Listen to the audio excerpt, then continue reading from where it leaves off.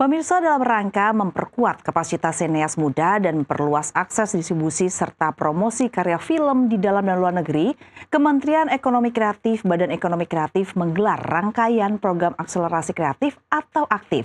Kegiatan ini diharapkan mendorong hilirisasi dan akselerasi karya kreatif film agar tidak berhenti di ruang ekspresi, namun mampu menjadi produk kreatif bernilai ekonomi dan dikenal secara global. Dan pemirsa, informasi ini sekaligus menjadi akhir dari jumpa kita di NTV Tonight malam ini. Akhir kata, saya Gatika Mka pamit undur diri. Selamat malam dan sampai jumpa.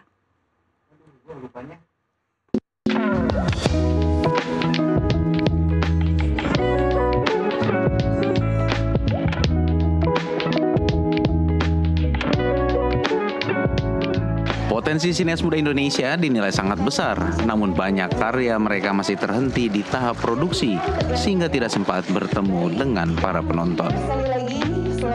Untuk menjembatani kesenjangan tersebut, Kementerian Ekonomi Kreatif menghadirkan materi praktis dari profesional industri, serta membuka peluang promosi karya di forum market internasional dalam kegiatan aktif yang digelar di JCC Jakarta pada 21 hingga 23 November 2025.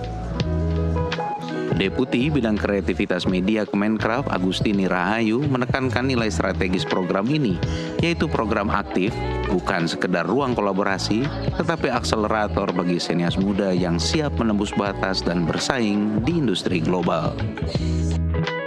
Melalui kolaborasi dengan Rangkai Sinema Poetika dan Metra TV, program ini menghadirkan rangkaian sesi bootcamp intensif yang membahas berbagai topik penting dalam distribusi dan promosi film sebagai tahap krusial dalam rantai nilai industri perfilman. Beberapa topik yang dihadirkan antara lain legal film distribution, storytelling and editing for promotion, commercial film industry ecosystem, marketing and promotion, dan juga pitching strategis. Sejumlah narasumber berpengalaman yang hadir sebagai pemateri antara lain Berry Maheswara yang merupakan entertainment law practitioner, Novi Hanabi, COO Good Work, dan Alin Jusria, film editor. Rahayu menyebut sebanyak 35 karya film peserta terpilih hasil dari kurasi seluruh daerah di Indonesia mengikuti bootcamp intensif di mana seluruh peserta merupakan sineas muda yang telah menunjukkan kesiapan untuk masuk ke ekosistem industri. Film dan peserta bootcamp aktif diseleksi oleh kurator.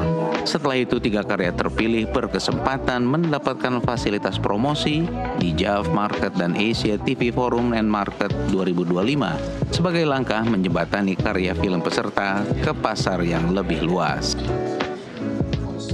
Melalui program aktif, diharapkan muncul sineas muda profesional yang tak hanya mampu berkarya, tetapi juga memahami pentingnya aspek distribusi dan promosi sebagai penentu keberlanjutan karya film.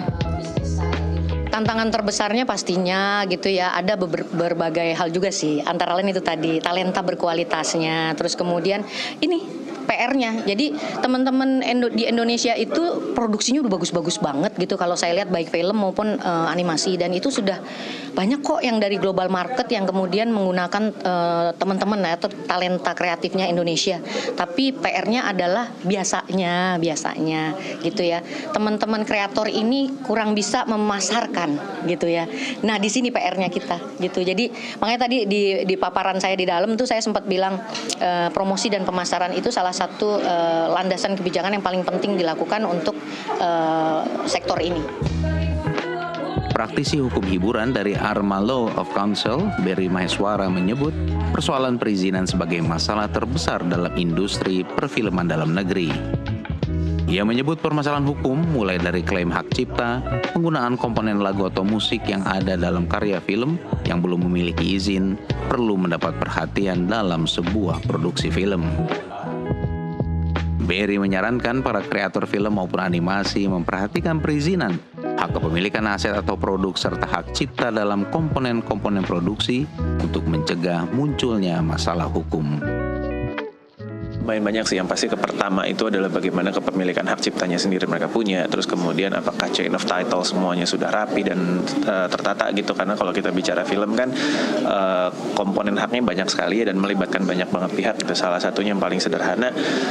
Kita tahu sekarang lagi rame banget, penggunaan image-nya saya atau penggunaan foto saya belum ada haknya. Nah, hal-hal seperti ini tuh kan harus tertata dengan sangat amat rapi untuk bisa memastikan potensi ekonominya itu terjaga sepenuhnya 100%. Jadi kurang lebih hal-hal kayak gitu sih. Kementerian Ekonomi Kreatif, Badan Ekonomi Kreatif terus mendorong aktif untuk memperkuat ekosistem ekonomi kreatif subsektor film sebagai bagian dari komitmen untuk mewujudkan visi besar ekonomi kreatif sebagai mesin baru pertumbuhan ekonomi nasional yang berkelanjutan, berdaya saing dan berbasis pada kekuatan daerah. Dari Jakarta, Aris Subakti, Sebastian Pascal, jurnalis NTV, melaporkan.